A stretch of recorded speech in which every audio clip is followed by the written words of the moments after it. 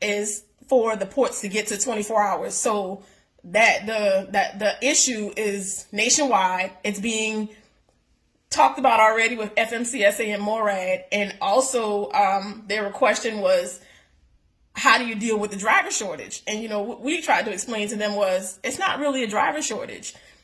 We all know several drivers who've been in trucking 10, 15, 20 years that have gotten so frustrated, so financially overwhelmed with trying to maintain and keep a truck with the rates the way that they are, that they've sold the truck, retired, gone on and done something else, just gotten out of the industry altogether.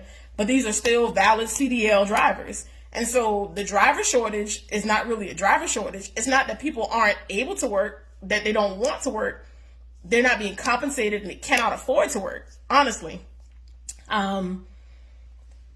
So these conversations that we're having with these organizations are not one-time conversations. They're going to continue. Also, in going back to the conversation that we had with the port, there are some major plans coming up, major changes that the port are making. The port has even realized that, they have made some decisions and some changes without the voice of the drivers that have not necessarily been good decisions, that are not right now benefiting the port. And so they are going back and reviewing these changes that they've made and these things that they have done in an attempt to remedy the situation and make it better. We now have a seat at the table. Drivers now have a voice with the port. Drivers now have a voice nationally. Drivers now have a voice with DOT and the Department of Labor and with these organizations that make the rules and the laws pertaining to us. Locally, we would love to have a seat with Norfolk Southern. We understand that Norfolk Southern is a major problem. Maybe, we can continue to make a little noise, and maybe Norfolk Southern would love to come to sit down at the table with us to hear some of our suggestions for making their terminal better. Because a lot of people, customers, places, and organizations are having problems with Norfolk Southern, and we would love to remedy the situation. We would love it to make it a situation where it's beneficial to both parties, where they're putting out the freight volume that they need to, and where the drivers are able to be productive going in and out of there. Because right now, the way that Norfolk Southern is organized, the way that it's structured, it's not conducive to productivity, and therefore profit is not profitable to drivers to go in there, and that's a problem. Where was I? Again, so we have a seat at a lot of tables, and in order for us to continue to have these seats at these tables that we have, we need people to join up.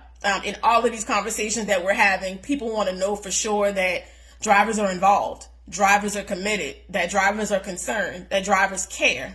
And the only way they can know that is through membership. Join the meeting. Our meetings are actually set that they're the fourth Saturday of every month. We just had one this past Saturday. Our next meeting is scheduled for October the 23rd, time and location to be announced, to be determined. We are accepting new members. Right now, we're asking members to do a $50 per month donation of dues, to help fund projects that we have going. We have t-shirts that are about to be coming up for sale. So far, we have used our dues to do a back-to-school drive. We packed book bags and bought school supplies and donated those to a charitable organization. Our next outreach is Coalition 18 partnering with the port to do a Christmas drive.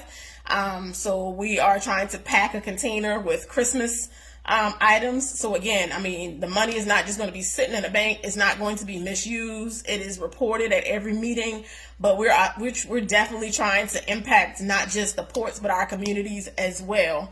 And these, again, were not one-time conversations. We're going to have continuing conversations with the Federal Motor Carrier Safety Administration, with ILA, with leadership at the ports, and hopefully things will get better. It's not going to be overnight. It's not going to just, miraculously change. I actually had somebody tell me sometimes it takes just as long to fix a thing as it did to mess it up.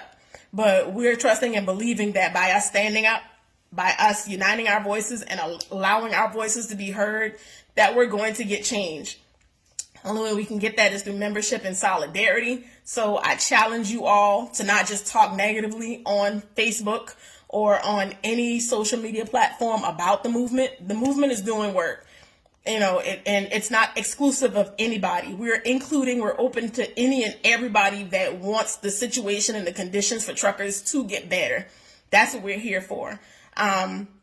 Not only that, one final piece that I'm actually forgetting, and speaking to Mr. Rusty Matthews and Mr. Omar Asby, if you are running the rapid rail and you find yourself sitting in the port for 30 minutes or more without being serviced by equipment, then you are to email rapidrail@scspa.com. And they will send out email blasts to whatever management needs to be notified of the issue so that it can be remedied on that situation.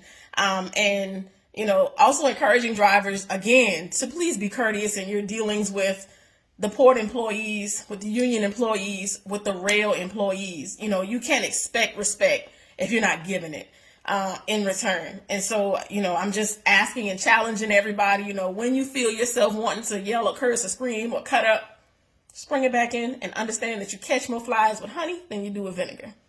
Just honest. Bring that testosterone down a little bit. Also, if you would like to reach out to Coalition 18, we have an email. We are coalition843@gmail.com. Our leadership, is posted on the Coalition 18 page. Coalition 18 page on Facebook is Truck Drivers Only. If you are coming onto the page, in order to be added, you have to identify what trucking company that you work for. We're looking to make sure that you actually have trucking stuff on your page. We're not allowing any dispatchers, any agents, any carriers, anybody of that caliber on that page. It is a safe place. It is a place for drivers only. So come over to Coalition 18, join the movement. But again, please be willing to identify, fill out the information all together. It's not just inviting your friend, because sometimes your friend is a dispatcher. Sometimes your friend works in safety. That's not what we're trying to do. We're trying to unite drivers and drivers only. Come over. Let your voice be heard.